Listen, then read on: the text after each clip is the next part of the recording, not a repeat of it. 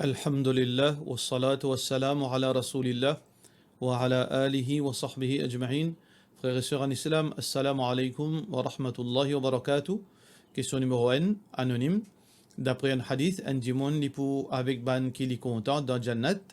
Et d'après l'autre hadith, si un djimoun pas pour trouver son ban camarade dans Jannat, alors Allah pour amène son ban camarade dans Jannat. Est-ce que nous sommes capables de conclure qu'un enfant capable de faire ses parents gain Jannat avec permission Allah, si parents-là dans l'enfer ou vice-versa? Alors tout d'abord, oui, il y a un hadith que Rasulullah sallallahu alayhi wa sallam dit Al-mar'u ma'a man ahab. Un djimoun li pour avec ça qui li content de paradis. Mais seulement, ça qui au fin dire là, ça veut dire que si arrivé un djimoun rentre de Jannat, il pas trouve son ban camarade. Alors donc, quand il rentre son ban camarade, si son ban camarade dans l'enfer, là, Allah subhanahu wa ta'ala pour tirer ban camarade là dans l'enfer pour faire rentrer de Jannat. Moi pas connais aucun hadith, moi pas dire péna, mais dans la limite pour connaissance, moi pas connais aucun hadith qui ne cause ça. Mais ça qui est dans hadith, Rasulullah sallallahu alayhi wa sallam, c'est shafa'at. Shafa'at veut dire que ban croyant qui parle de Jannat, ban croyant qui Allah subhanahu wa ta'ala finit à nos autres pour autres gain paradis, Allah pour donner autres permission pour autres faire plaidoirie, pour autres intercède pour ban djimoun qui pial dans l'enfer. Alors donc, ban croyant, je peux dire Allah subhanahu wa ta'ala, sa ban djimoun là, sa ban musulman qui dans l'enfer là, c'était nous ban frères au dunya, c'était ban croyant, pas d'un autres. Ça oui, ça veut dire, pour un ban djimoun qui parle de Jannat, alors quand il peut trouver ce ban camarade, ce ban famille, ce ban enfants qui dans l'enfer, je peux faire, je veux dire, je peux demander Allah, je peux faire demande Allah qui, oh Allah, tire dans Jahannam. Allah subhanahu wa ta'ala pour accepter en temps, veut dire quand Allah a décidé. Suite à sa intercession là, Allah subhanahu wa ta'ala pour tirer ban djimoun dans l'enfer, quand il trouve bon et dans le moment qu'il y trouve bon, Inch'Allah. Mais concernant les enfants, il y a un hadith spécifique là, oui, et ça aussi c'est une forme de shafa'at. Que Rasulullah sallallahu alayhi wa sallam peut dire qu'il y a un musulman yamoutu, il n'y a aucun musulman qui yamoutu lahuma thalathatun min al-walad, alors qui un couple, il y en a 3 enfants, veut dire 3 enfants, parmi ces enfants mots, il finit mot quand vous êtes encore enfants, lam yablughu al-hins, qui ne pas encore arrivé à atteindre l'âge puberté, vous êtes fini mot, 3 enfants là. Il l'a dit, abihim yawm al-qiyamah, excepté le jour de qiyamah, là pour faire amener ces enfants là. Pour mettre dans Jannat, parce que je fais le mot, les enfants musulmans, ça je fais le mot, à l'âge, veut dire dans l'enfance, je ne pas encore atteindre l'âge puberté. Alors, hatta yuqafu ala babil jannah. Mais quand finalement vers Jannat, quand ils arrivent contre la porte Jannat, fayuqalu lahum, alors ban ange pour dire zot, udkhulul jannah, rentre dans le paradis. Fayaqulun, alors ça ban enfants là pour dire, hatta yadkhula abauna. Nous pas pour rentrer, nous pas attendre jusqu'à que nos parents rentrent dans le paradis. Alors, besoin de bons parents de l'enfer. Là, Allah subhanahu wa ta'ala passe ça. Allah subhanahu wa ta'ala, sur Rasul sallallahu alayhi wa sallam, dit fayuqalu lahum. Alors là, ban ange pour dire udkhulul jannah antum wa aba'ukum. Alors, rentre dans Jannat, zut et zut parents. Qui veut dire Allah subhanahu wa ta'ala pour accepter cette demande. C'est une forme de shafa'at, c'est une forme de plaidoirie. Alors donc, Allah subhanahu wa ta'ala, pour accepter, là, pour tirer zut parents dans l'enfer. Mais tout ça, c'est une question de shafa'at.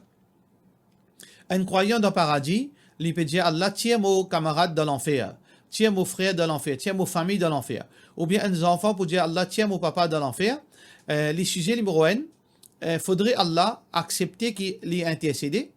Illa man adina lahu ar-Rahman, Allah peut dire, c'est lui qui peut être autorisé pour faire shafa'at. Numéro 1, faudrait Allah donner permission. Deuxième, wa radiyallahu qawla, faudrait Allah satisfait avec un djimoun. Pas tout djimoun qui peut venir de l'avant pour faire shafa'at. Faudrait Allah satisfait avec eux. Troisième condition, faudrait ça ban djimoun qui dans l'enfer là, zot ban djimoun qui fin molo iman.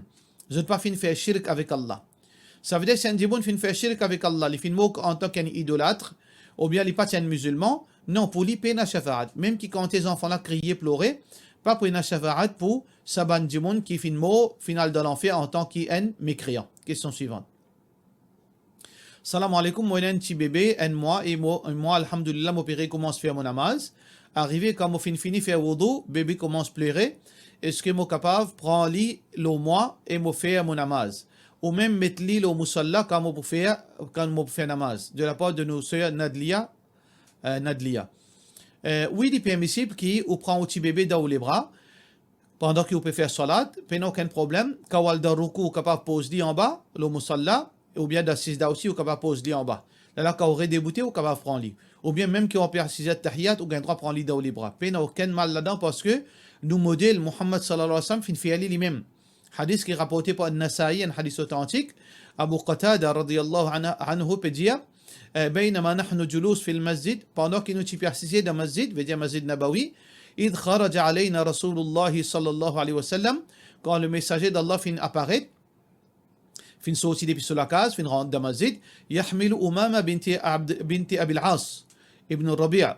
Alors, il fin sorti dans les bras, il y a Umama. Umama, c'était ce petit enfant. Ce petit enfant veut dire la fille, depuis ce petit fille Zainab. Zainab veut dire petit fille Abu al-As. Abu al-As, c'est un sahabi, il est marié avec Zainab, la fille du prophète Muhammad sallallahu alayhi wa sallam. وهي صبية. Alors Umama, c'est un petit bébé, un petit. يحملها رسول الله صلى الله عليه وسلم, petit pessoyeli dans ses bras. فصلى رسول الله صلى الله عليه وسلم وهي على عاتقه. Le prophète sallallahu alayhi wa sallam, tu peux faire salat et Umama, sa petit bébé là, tu l'as sur ses épaules. Mais si dans ses bras, tu peux prendre le sur ses épaules. يضعها إذا ركع, quand tu peux faire ruku, quand Rasulullah sallallahu alayhi wa sallam, tu peux faire ruku, tu peux poser en bas. ويعيدها إذا قام, et le prophète sallallahu alayhi wa sallam, tu peux reprendre le sur les bras quand il est redébouté. حتى قضى صلاته يفعل ذلك بها. Alors jusqu'à qu'il termine ce salat, tu peux faire ça. À chaque rakat, tu peux prendre lui. Quand il arrive dans le coup, il pose lui en bas, et quand il est redébouté, il reprend lui. Hadith authentique. Alors donc, le prophète sallallahu alayhi wa sallam fait montrer une facilité pour surtout ban maman.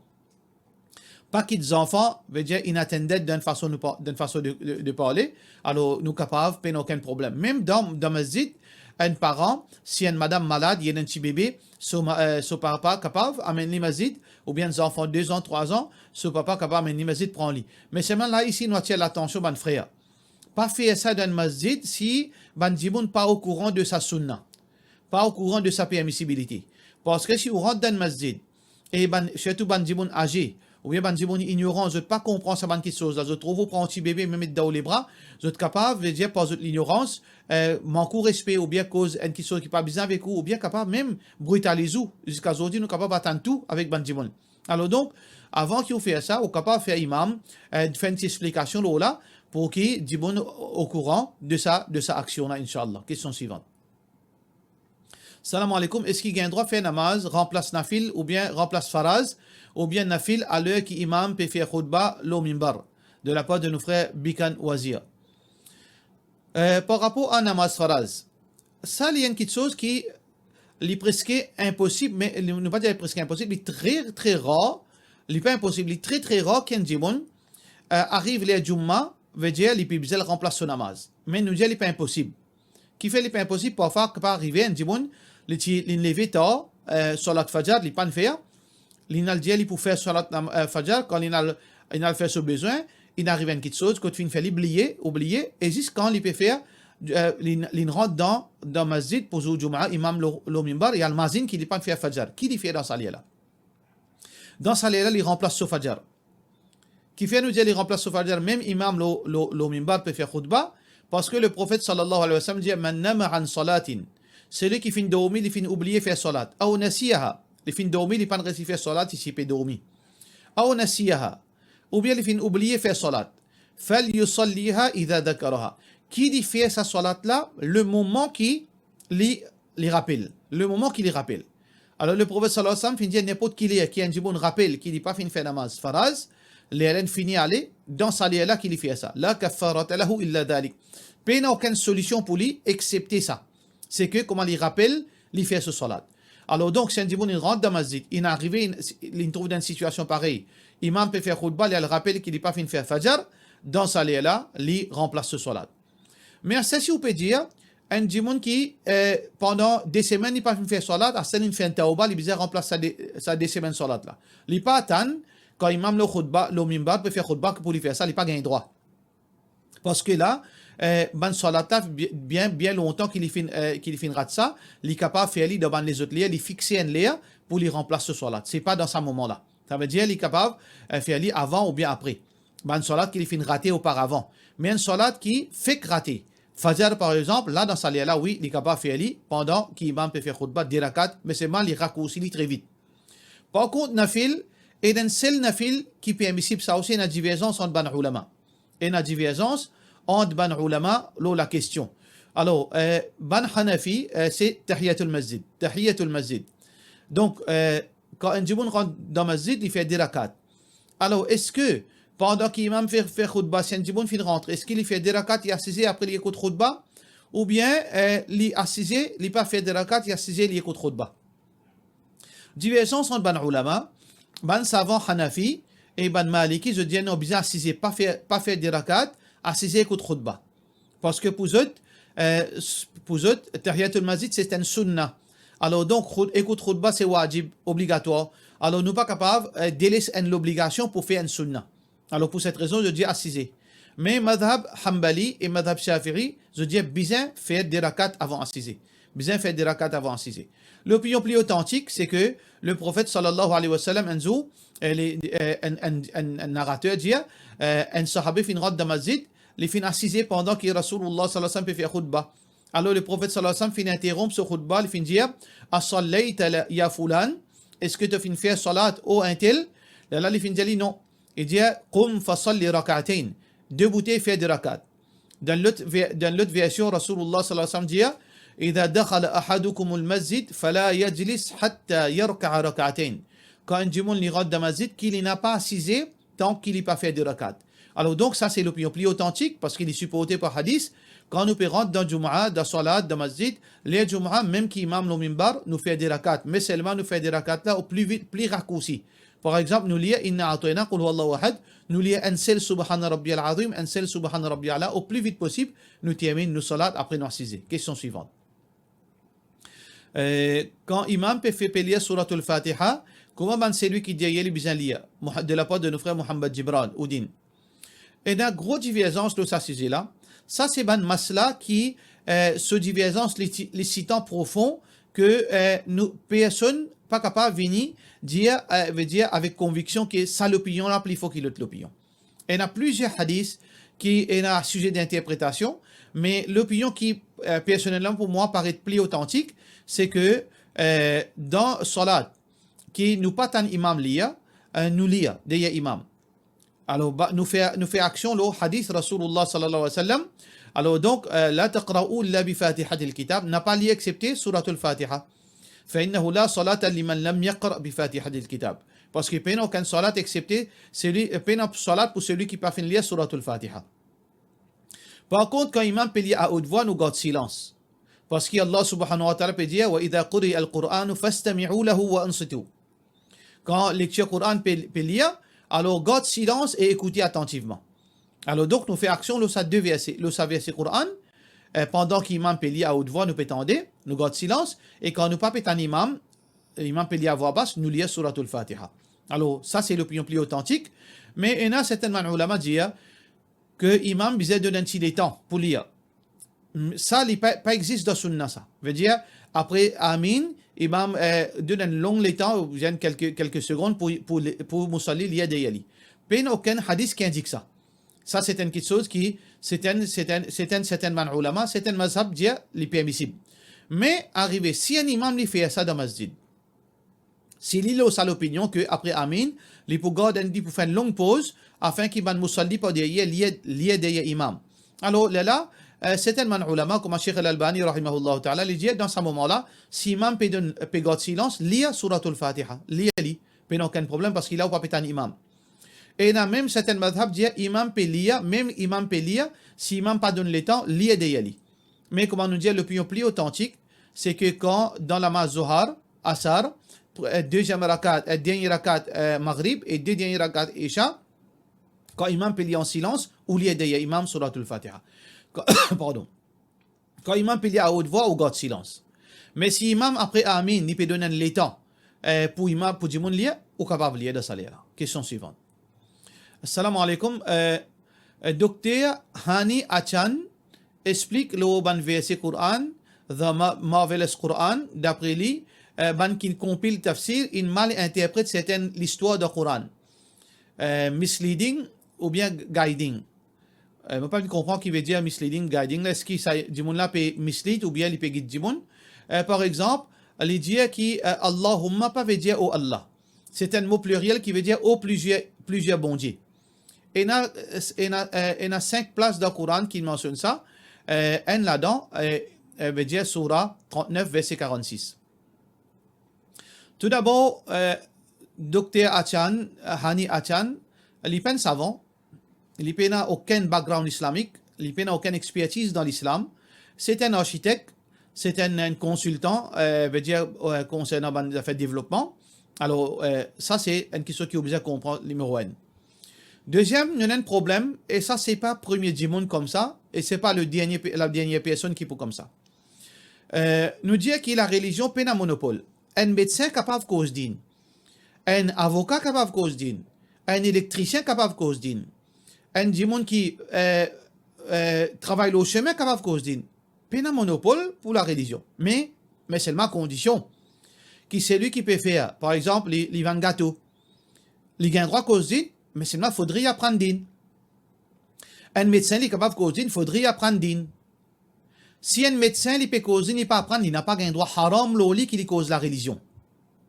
Si un avocat il pas connaît la religion, il n'a pas un droit cause d'une.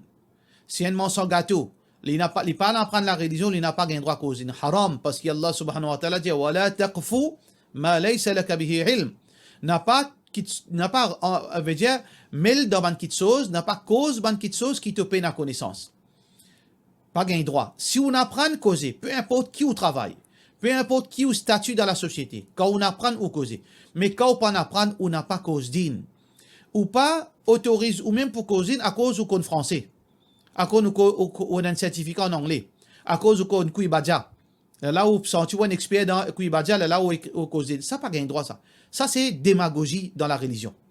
Alors donc, on finit comprendre que monsieur là, il y a un architecte, il n'apprend, il pas apprendre, il permet de cause d'une. Le problème, c'est que beaucoup du monde ne pas comprend ça. Ou a une tendance pour croire que l'islam est très simple. Trap Coran, trap hadith, nous comprenons. Pareil, comme on trouve un dieu tranquille, vous pouvez penser, capable d'être molécule là-dedans, nazé, ou pas connaître ce profondeur qui était. La religion aussi, pareil. Vous trouvez simple, mais la religion n'est jamais si simple. Pour trouver un monde, pour lui venir un vrai moufti, un grand savant reconnu au niveau mondial, il a à peu près 50 ans de cela vie, les fins investi dans la connaissance. Pour les capables, il y a un moufti 50 ans de cela vie, pour lui venir un moufti de renom international. Pas comme ça même ça. Les besoins, quand c'est les besoins de mémoriser, quand c'est les besoins de lire. Alors donc, ça du monde là, reste loin avec lui. Parce que ça va une parole qui définit là, si nous rentrons dans les détails, il est capable de sortir en dehors de l'islam par sa ban, veut dire une parole qui définit. Parce que nous avons quelque chose qui appelle ijma'. Nous avons quelque chose qui appelle ijma'. Nous avons quelque chose qui appelle parole sahaba. Nous avons quelque chose qui appelle ijma' sahaba. Consensus ban sahaba. La plupart ban tafsir qui est là, la plupart ban tafsir, ils remontent à explication de ban sahaba. Alors quand on peut dire, quand ça baïla peut dire, quand ça monsieur Hanila peut dire que non, ban mufassir il fait erreur dans explique certaines versets Coran, indirectement il est capable de dire que ban sahaba fait erreur. Et ban sahaba je dis tel que Ibn Abbas il dit ban sahaba pas cause non rien en général, surtout si je fais prendre côté la loi ghaib, la loi invisible ou bien la loi qui seulement vient depuis révélation, je fais prendre ça avec Rasulullah sallallahu alayhi wa sallam. Indirectement, ça monsieur là, il est capable de démentir Rasulullah sallallahu alayhi wa sallam. Il est capable de contredire le consensus. Et dans la loi islam, c'est lui qui contredit un consensus, il est capable de sortir en dehors de l'islam, pas musulman. Alors donc, nous devons rester loin. Frères en islam et sœurs en islam, qui fait al écoute ban djimoun, je ne pas connaître ce background. Abdullah ibn Mubarak radiyallahu anhu il dit, un grand tabi'i il dit, inna hadha al-ilma dinun. Ça, l'éducation là, c'est ça même la religion ça. Fanzuru amman ta'khuduna dinakum. Guette bien avec qui ça je prends la connaissance. Je prends avec votre din. Guette bien avec qui ça je prends votre religion. Nous pas prendre religion avec tout le monde. Nous prenons religion avec un monde qui pour cause Coran et Sunna. Pareil comme ça même Ibn Sirin. Ibn Sirin, c'est un grand tabi'i qui est fin vivre avec plusieurs sahabis. Il est fin vivre de l'époque Omar bin Khattab radiyallahu anhu. Les dit, ban jimoun à l'époque, ban tabi'in, qui commence à apprendre din, il dit, فَمَنْ كَانَ مِنْ أَهْلِ السُنَّةِ أَخَذْنَا حَدِيثَهُمْ وَمَنْ كَانَ مِنْ أَهْلِ الْبِدْعَةِ رَدَدْنَا حَدِيثَهُم. Quand nous trouvons ban jimoun cause la religion, si je forme partie parmi ban gens du sunna, je ban tabi'i, tu peux accepter cette parole. Quand ça ban jimoun, tu peux cause din là, tu formes partie parmi ban innovateurs, ban tabi'i, tu peux résister cette parole, pas tu peux prendre cette parole. Alors, mon conseil, reste loin avec ban jimoun qui peine à l'éducation din, pas une l'expertise dans la religion, pas spécialiste dans la religion, et reste loin avec ban jimoun qui peut mettre en doute ban quelque chose qui est établi dans la religion. Question suivante. Salam alaikum, Cheikh. Comment pour faire dawa avec ban jimoun qui fait innovation? Par exemple, même quand Jésus, Allah fait la religion parfaite depuis 1400 ans de cela, dans le Coran, quand je dis, bien suivre ce que le prophète sallallahu alayhi wa sallam dit, même man sahaba, et génération sahaba, là, quand Jimoun donne cette preuve, qui je peux faire innovation, je dis, pena de sunna, ça me je connais que dans lesquels qui Allah pour récompenser. Ça veut dire quand on dit Jimoun, ça que vous pouvez faire là, pena de Coran, pena de sunna, et ban sahaba pas fin faire. Malgré cela, je dis oh non, je ai une conviction, je ressenti qu'Allah pourrait récompenser. Ça veut dire il confirmer que c'est ban ignorant. Il confirmer que c'est ban jimoun qui peine à l'éducation. Parce qu'un jimoun qui a l'éducation, il n'a pas raison comme ça. Ou il y a quelque chose qui vous peut faire, il pas trouve dans le Coran, il pas trouve dans l'enseignement Rasulullah sallallahu alayhi wa sallam. Même ban sahaba pas fin pratique ça, il peut dire oh, malgré ça Allah pour récompenser. Ça veut dire que c'est un ignorant. Alors comment oser avec ignorant? Ou bien tout d'abord ignorant ou pas faire dawa avec ignorant. Laisse ban ulama faire dawa avec ban ignorant. Ou capable de référer avec un savant. Référer avec un dimoun qui maîtrise la connaissance. Laisse ça ban dimoun là, explique-lui. Un dimoun qui lui a confiance. Fais-lui commence doucement, écoute ban causerie qui est authentique. Écoute ban leçon qui est authentique. Jusqu'à qui il commence à gagner connaissance. Et là, Inch'Allah, doucement, par lui-même, il est capable de comprendre. Ça veut dire ça qu'il faut faire quand on peut cause avec ban ignorant. Quand on trouve ban ignorant, n'a pas discuté avec ban ignorant. N'a pas essayé qu'on fait ban ignorant par eux-mêmes. Ça qu'il faut bien faire, prends sa ban ignorant là, cause tes autres avec ban dimoun qui n'a connaissance, pour sa ban dimoun qui n'a connaissance là, à travers votre causerie, à travers votre khutba, à travers votre leçon, ou bien directement explique la religion. Question suivante. Salam alaikum, Cheikh, m'entend parler que de ban intersex babies. Alors, donc, est-ce qu'il est vrai qu'Allah fait une création comme ça? Qui l'islam dit là, de Zakallah? Mais la question là est très claire. Tout qui ne soit pas arrivé, que c'était pour la permission d'Allah. Non, il n'y a pas arrivé. Mais seulement, ban intersex babies, qui veut dire intersex babies, c'est ban dimoun, ban enfants qui sont nés une anomalie. Parfois, un enfant est né avec deux sexes, sexe mâle et sexe femelle. Parfois, dans l'écho, je tiens un sexe, mais seulement l'organe qui peut paraître, il pas reflète l'organe intérieur. L'organe génital veut dire mâle, mais en dedans, veut dire constitution à l'intérieur femelle. Ou bien l'inverse, à l'extérieur, il y a un sexe génital femelle, mais à l'intérieur, ce organe intérieur, il est mâle. Parfois, arrivé, il y a une complication dans le chromosome XY, qui est veut dire embrouillé. Alors, tout ça là, c'est une anomalie. Qui Allah lui fait ça pour une sagesse de ce port. Parce que Allah fin créé dans la perfection du monde l'homme et la femme, le mâle et le femelle. Mâle et femelle. Allah subhanahu wa ta'ala dit dans le Coran, veut dire yahabu liman yasha inathan. Il donne ça qu'il a envie, une fille. Wa yahabu liman yasha udhukur. Il donne certains ban mâle et il donne certains ban femelle. Il donne certaines filles et il donne certains garçons. Ou yuzawwijukum dhukuranan wa inatha. Ou bien il donne certains bandimoun, garçons et filles. Allah pense il peut donner des enfants, il peut donner bandimoun, un enfant qui y en a double sexe, ou bien il y en a les filles garçons en même temps. Allah pense ça. Ça veut dire qu'il montre nous que ça, ban naissance là, quand un enfant est né avec double sexe, ou bien un chromosome qui est mélangé, ou bien organes génitaux extérieurs, il pas reflète sur constitution, je veux dire, intérieure de ce corps, alors donc ça c'est une anomalie. Mais cette anomalie-là, c'est Allah qui fait ça. Wallahu yakhluqu ma yasha. Allah il crée ça qu'il a envie.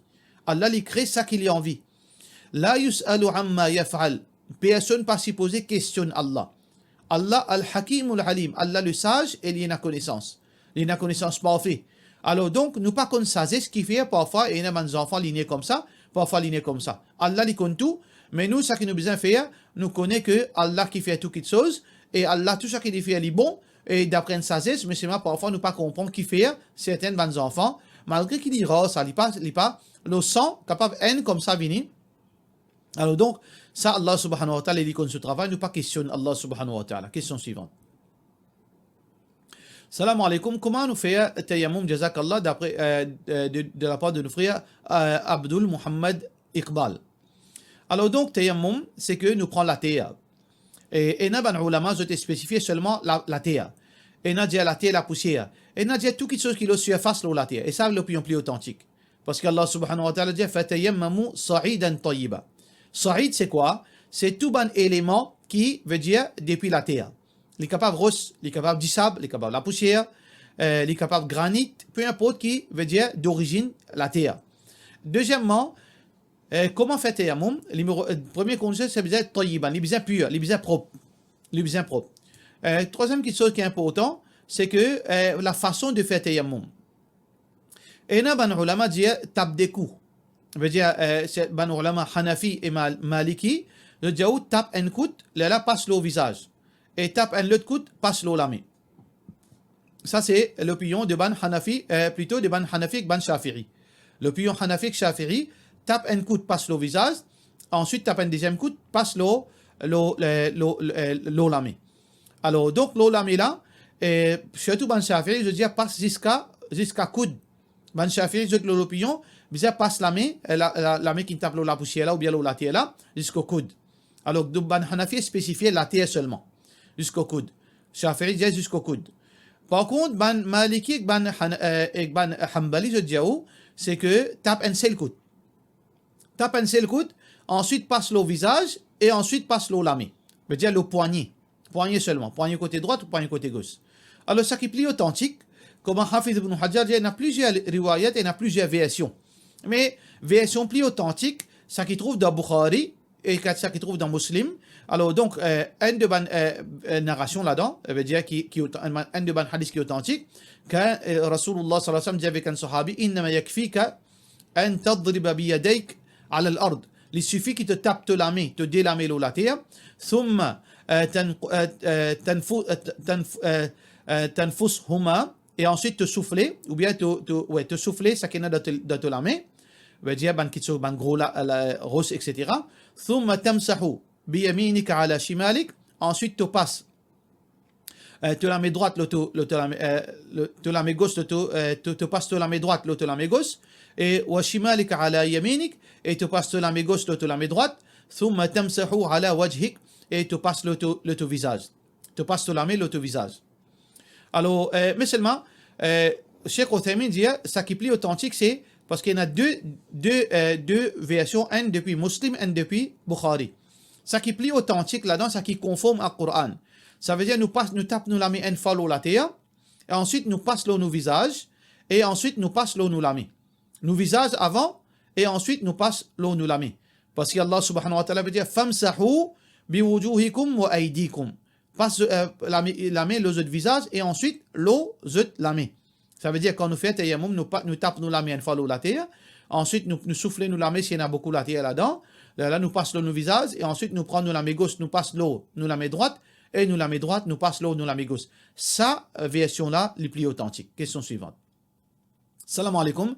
Est-ce que Surah Muzammil, verset 6, veut dire qu'Allah subhanahu wa ta'ala dit, est-ce qu'il veut dire que lire Coran à soi n'a plus valeur qu'il lire Coran la journée?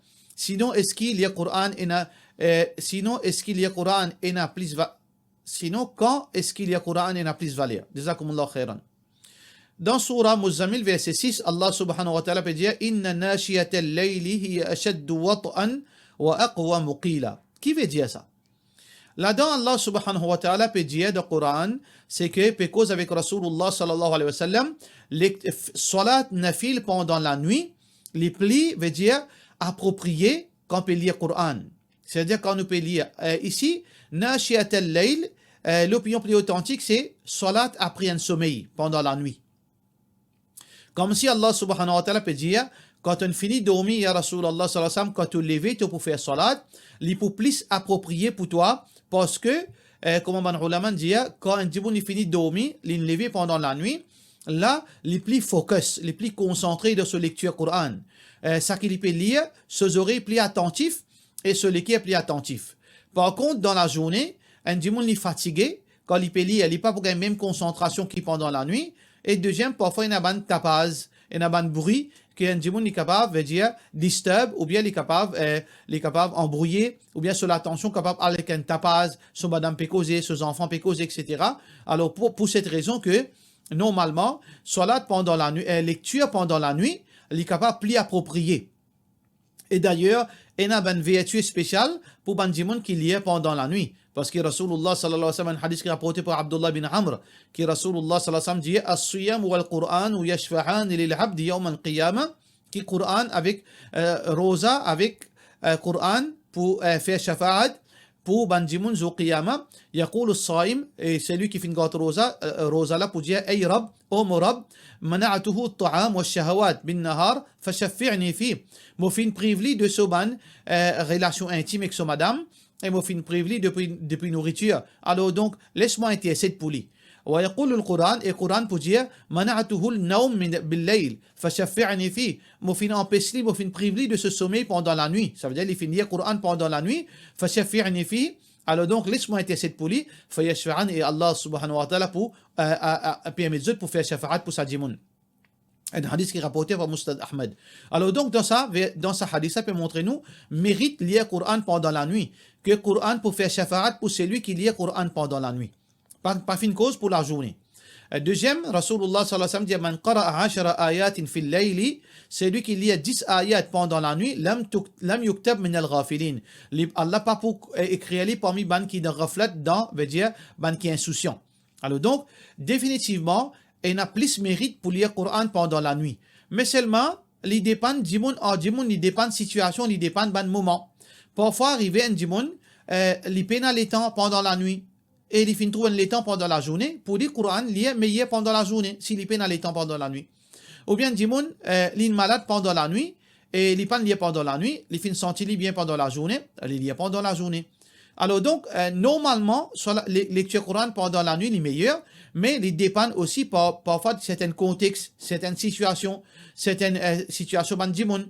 Alors parfois, il est capable, même pendant la journée, il est capable plus meilleur pour certains djimoun qui pendant la nuit, dépendant des autres situations. Mais en général, définitivement, lecture Coran pendant la nuit, surtout dans Salat, il est meilleur pendant la nuit. Question suivante. Salam alaikum. Est-ce qu'une madame obligée de mettre chaussette quand fait namaz? Jazakallah de la part de nos frères Prince Rids.